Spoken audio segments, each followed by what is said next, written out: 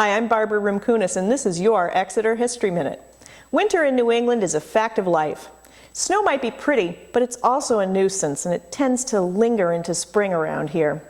So let's talk about getting around in winter. When it snows around here, most of us just stay home if we can. The real secret to driving in snow is to not drive in snow. An inch of snow can kill you as easily as a foot of snow. But our ancestors viewed snowy roads almost exactly opposite. Winter was the season to hit the road.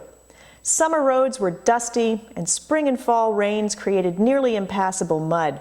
But in winter, the ground was frozen hard as iron, and packed down snow and ice made it possible to glide with very little resistance. Most heavy hauling was done in winter months. Hay, lumber, sometimes even whole houses were moved in winter. This painting by Tom Lovell, which is in every American history book ever printed, shows Colonel Henry Knox hauling the cannons from Fort Ticonderoga to Cambridge in January of 1776. Was he crazy?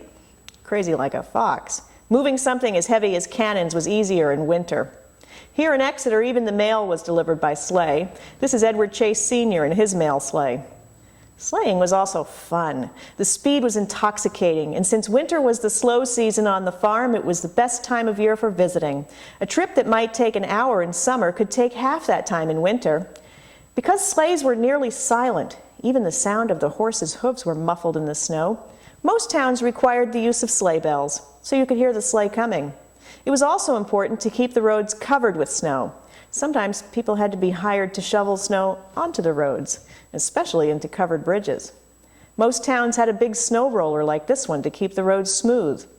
The thrilling speed, the cheerful music of the bells, and the excitement of the anticipated visit were all alluring enough to make the riders almost forget that they were nearly freezing to death. Most sleigh riders piled on blankets, robes, carpets, foot warmers, and even put baked potatoes into their pockets to stay warm. In the late 19th century, the most common sleigh robe was made of buffalo skin, a byproduct of the great buffalo slaughter then occurring on the Great Plains. Still, if you could keep warm, sleighing was a great way to get around. If only we could still do that today. For more Exeter history, check out our website at www.exeterhistory.org.